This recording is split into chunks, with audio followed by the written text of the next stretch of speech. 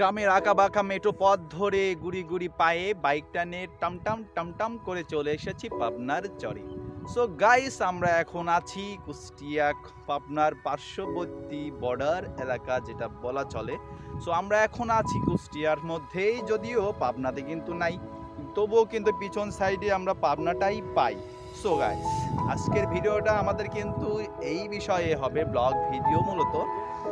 I hope আপনারা পুনরায় আমার সঙ্গে থাকবেন। আমি জানি আমার ভিডিওটা আপনাদের ভালো লাগবে না এবং বোকা বোকা মনে হবে, ব্লদ যাকে বলে, তবু আমি জানি আপনারা একটু হাসি হলেও দিবেন, ছোট ভাই যার পাশে থাকবেন। সো গাইস, চলুন আজকে স্থানীয় কৃষকদের সঙ্গে কথা হবে। আমার সঙ্গে আছে তামিন, আমার সঙ্গে আছে আমার জনাব কাকু, সহজ সরল একটি নরম সরম কাকু।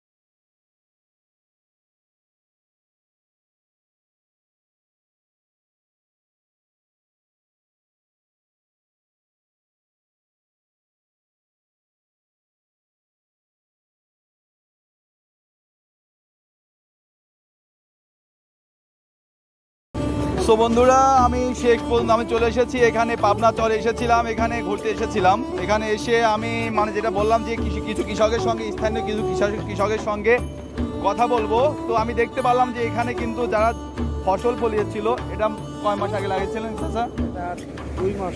2 মাস আগে লাগিয়েছিলেন। এটা কি সরিষা না? 2 মাস আগে লাগিয়েছিল, সেটা এখন কিন্তু তুলে তারা কিন্তু, এটা হচ্ছে মূলত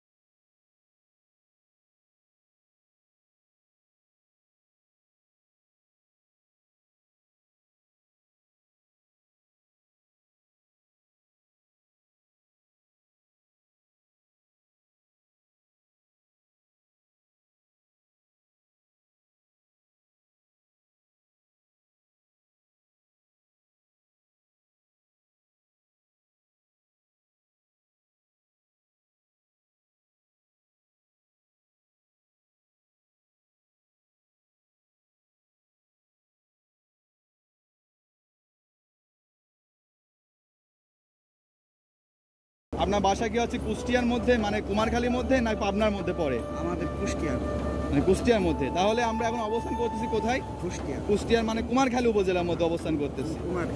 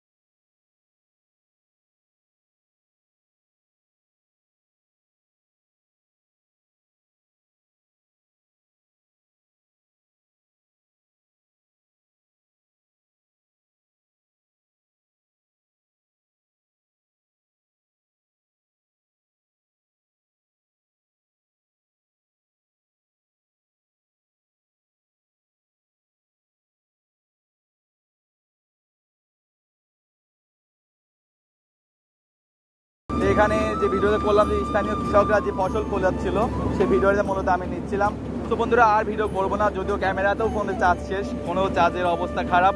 তো মূলত আপনাদের মাঝে যে দৃশ্যটা আমি তুলে ধরতে চেয়েছিলাম সেটা কিন্তু আমি তুলে ধরতে পারিনি, যার জন্য স্থানীয় কৃষকদের সঙ্গে আমি কথা বললাম, তাদের যে চাষাবাদের ধরন এবং তারা এখন যে সরিষা ফলাচ্ছে, দেখতে পাচ্ছেন এখন যে সরিষা ফলাচ্ছে, এটা মূলত ভিডিওটা আমি আপনাদের জন্য করলাম। ভিডিওটা আপনাদের জন্য থাকলো। সো গাইস, এই ভিডিওটা যদি আপনাদের একটু ভালো লেগে থাকে তাহলে পরবর্তী ভিডিওর জন্য অবশ্যই আমাকে একটু ভালোবাসা দিবেন, আমার সঙ্গে থাকবেন। আজকের ভিডিও এই পর্যন্তই। সবাই ভালো থাকবেন, সুরক্ষিত থাকবেন, করোনার মধ্যে নিজের পরিবারের সঙ্গে থাকবেন। আসসালামু আলাইকুম।